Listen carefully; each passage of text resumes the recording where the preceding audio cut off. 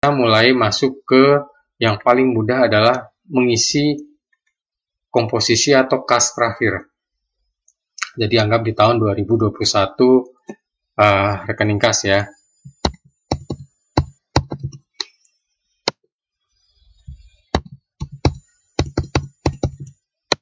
Ya, bisa diisikan berdasarkan buku tabungan. Kemudian, tapi jangan kalau misalnya tabungannya lebih dari 5 kategori, bisa digabungkan ke salah satu, misalnya nanti ditulis saja namanya rekening bank gabungan, tidak ada masalah ya. Karena ini tidak bisa ditambah karena masing-masing formulanya sudah saling berhubungan. Oke. Perhatikan ini sudah masuk saldo akhir, dan yang warnanya coklat terang ini berisi formula. Ini akan mengambil data berdasarkan anggaran yang nanti dibuat. Jadi ini posisi kas terakhir yang bisa diisikan. Ya. Kalau kita kembali ke depan, nanti sudah muncul saldo awal kasnya. Kemudian perhatikan, ini ada penerimaan kas. Penerimaan kas ini nanti akan muncul di sini. Ini adalah merupakan penjumlahan dari yang bawah ini. Ya, penjumlahan dari bawah. Jadi agar ada gambaran, misalnya nanti penerimaan kas bagaimana, pengeluaran bagaimana bisa muncul di sini. Ya, oke, tadi nomor 1 sudah selesai. Sekarang kita pindah ke nomor 2. Ini ada piutang. Nah, pertama sekarang piutang, kita tuliskan piutang-piutang yang ada. Ya, seingatnya saja kalau misalnya ada piutang-piutang yang tidak tercatat, yang sebaiknya dimasukkan adalah piutang yang bisa ditagih. Misalnya ini saya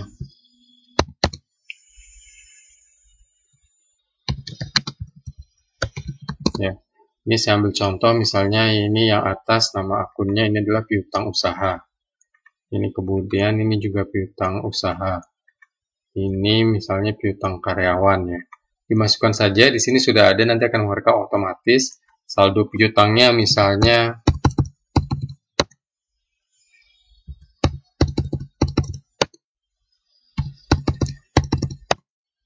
di sini bisa langsung diisikan rencana pembayaran mereka. Jadi misalnya anggap ini yang pertama hanya bisa membayar ya karena mungkin situasi pandemi, jadi membayarnya adalah dalam 2 tahun ya, contoh.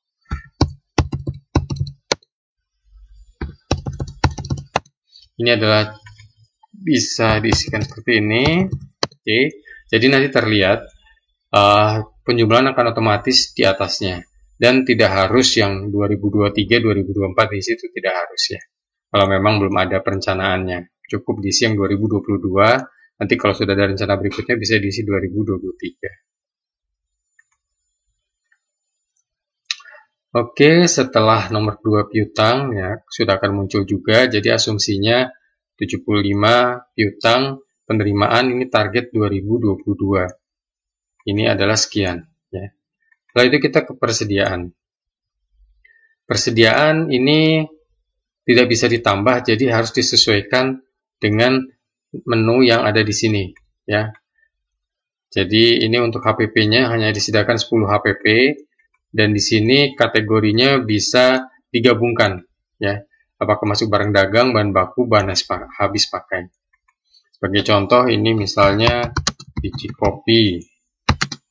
Oh sorry, ini menu makanan ya. Roti, donat, lagi lain-lain.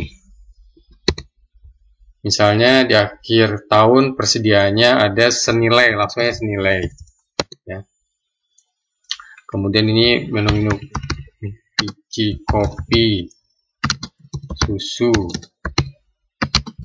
karamel, DLL. Misalnya ada senilai ya. Di sini bisa dipilih menu barang dagang ya, atau kalau mau buat bahan baku. Kemudian ada rencana pembelian. Nah, mungkin kita belum tahu rencana pembelian kalau belum tahu penggunaannya kira-kira berapa. Jadi bisa di skip dulu ini. Hanya diisikan saja seperti ini ya. nanti setelah mengisikan laba rugi, bisa kembali ke sini untuk mengisikan datanya. Oke, kemudian pembayaran di muka. Ini kalau misalnya ada sewa tempat ya, sewa paling sering itu adalah sewa tempat. Jadi misalnya ada sisa kontrak 8 bulan, per bulannya itu 40 juta aja. Jadi ada saldo 32 juta untuk beban sewa tempat. Kemudian di sini adalah pengeluaran dibayar di muka. Ini untuk 8 bulan. Nah, misalnya tahun 2022 ya karena 8 bulan berarti kan habis bulan Agustus.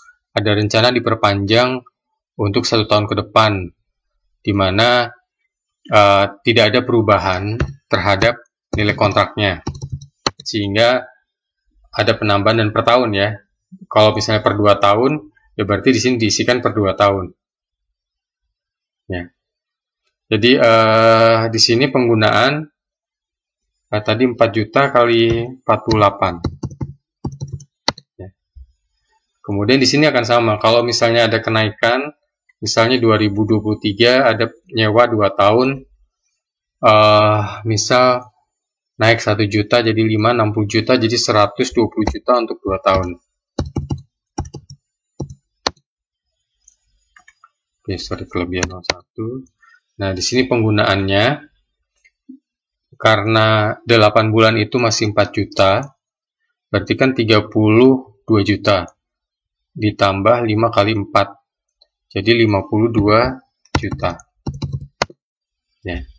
Di sini anggap tidak ada penambahan, karena tadi sewanya 2 tahun. Ini adalah penggunaan 60 juta. Ya. Jadi masih ada sisa untuk tahun berikutnya. Ya. Oke, ini untuk pembayaran di muka. Jadi tahun 2022 akan ada kebutuhan pengeluaran kas adalah 48 juta. Oke, nah sekarang aset. Aset ini bisa kita isikan aset-aset yang dipunyai, misal coffee shop punya peralatan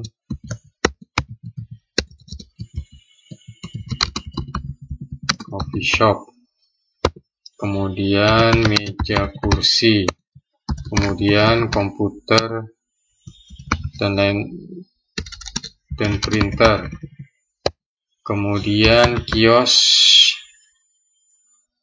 atau booth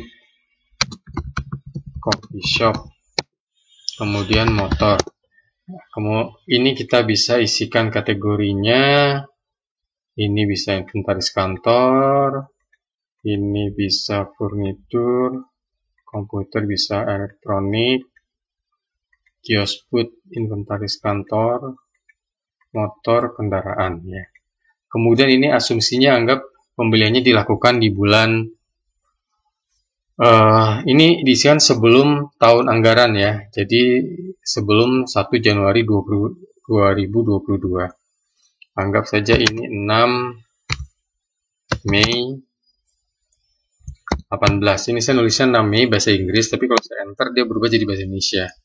Karena format komputer saya itu bahasa Inggris untuk bahasanya. Jadi perhatikan juga di sini ya.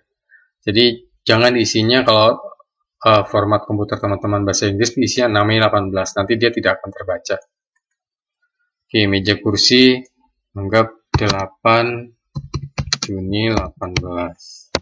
Komputer dan printer 3 Januari 19. Kios booth 8 Mei 19. Motor 30 Mei 19. Oke, ini harga beli coffee shop. Peralatannya misalnya meja kursi, komputer printer,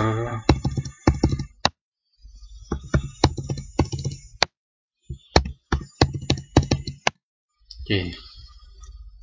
Ya, jadi di sini nanti sudah muncul saldonya per 31 Desember sudah akan dihitung otomatis. Ini sebenarnya bukan saldo tapi nilai ya. Nilai per 31 Desember, ini nilai asetnya adalah sekian. Ini asumsinya adalah masa manfaat 60 bulan. Ini bisa diganti 60 bulan, kemudian harga sisanya 0%. Kalau misalnya mau diganti 40% juga tidak ada masalah. Ya, harga sisanya.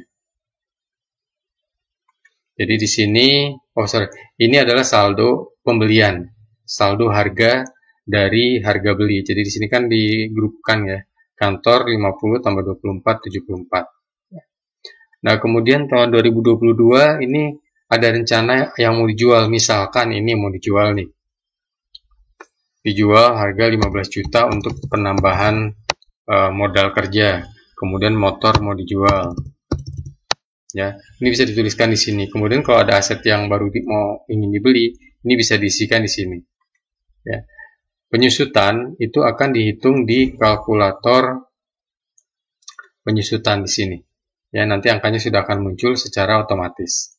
Angka ini yang nantinya mesti di-copy ke pengeluaran laba rugi. Jadi kalau kita masuk ke bagian pendapatan di sini, nanti harus diisikan di sini. Ya, kalau ada laba ruginya. Karena yaitu ini tidak dihitung otomatis, ini untuk melihat secara keseluruhan nilai dari saldo awal maupun anggarannya. Ya.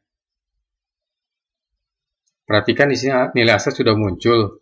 Ini sudah berdasarkan perhitungan. Jadi ini saya masuk dulu ke neraca. Nah, ini sudah dihitung nih. Tadi angka 17 ini sudah dihitung penyusutannya sesuai dengan tanggal belinya. Ya.